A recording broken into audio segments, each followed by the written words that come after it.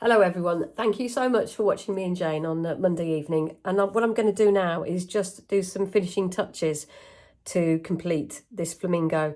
And it's quite useful because quite often I will come back to a painting at this stage and decide I'm going to lift and tweak and add additional colour. So this is a useful stage to watch. So first of all, I'm going to activate the paints. If you remember, I used just 4 different colours. That's quinacridone, magenta, magnesium blue hue. There's a black there, which is Mars black, sorry, and Windsor lemon. And I'm using a size 12 brush by Sea White. So the first thing I'd be looking at is, which are the bits that are wrong, which is too dark, where have I got some really nasty marks like around here, which bits do I like, these bits I'd like to keep. And that's really how I'd approach this next step. So I'm just going to lift some of these areas here. I've got a damp brush and I'm just softly lifting those areas. Here I'm just adding a little bit of water, mixing the colours on the page. I want that section to be a little bit pinker, and adding a little bit of pink in there. Getting rid of this harsh line here by just giving it a rub with a damp brush. And just getting rid of this hard line here.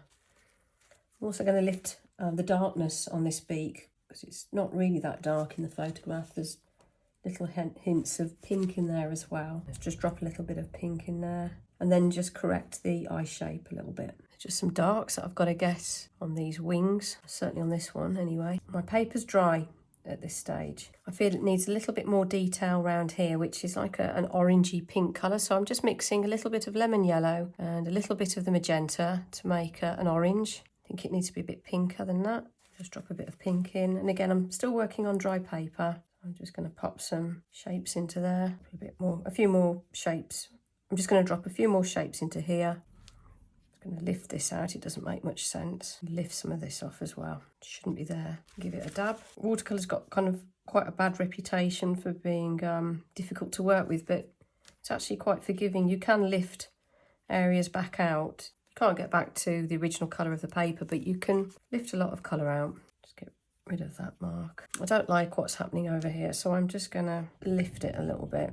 Just needs to be more tonal differences there, really, I think. I don't like this hard edge here. I'm going to get a bit of blue on that because it would be reflecting the sea underneath in real life. That's better, I think. Just going to add a little bit more dark to these wings here. Move that out of the way. And I'm going to get a damp brush and I'm going to see if I can just lift a little bit of wing out of there. This section here that I'm trying to kind of replicate. You see how we're just managing to lift a little bit of shape out of there. So what I'm going to do next is I'm just going to add a little bit of blue around the edge just so that it starts to make sense of this neck shape. It will also help show off kind of some of these tail feathers as well. Please excuse my rubber, it's from one of the charcoal courses, so it's filthy. Right, and I'm just using some of this blue. I want quite a bit of it.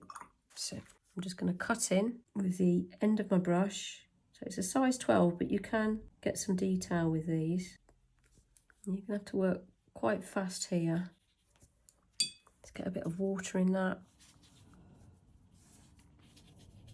A bit of colour.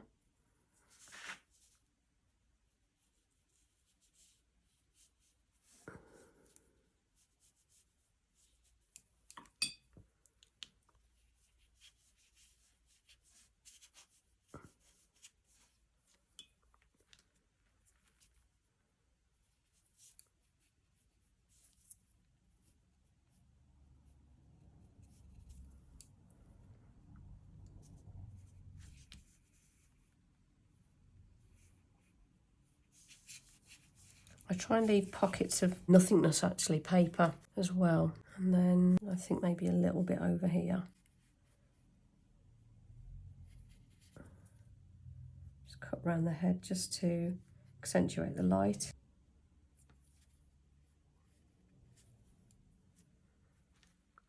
And I don't know if it needs any more down there, to be honest. I think maybe just a couple of splashes of blue. Just to balance it, really. Put one here. That's it. Maybe get rid of a couple here. Don't want too many. Yeah, that's it.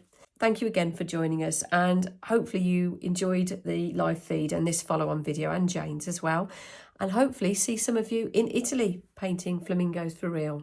Bye for now.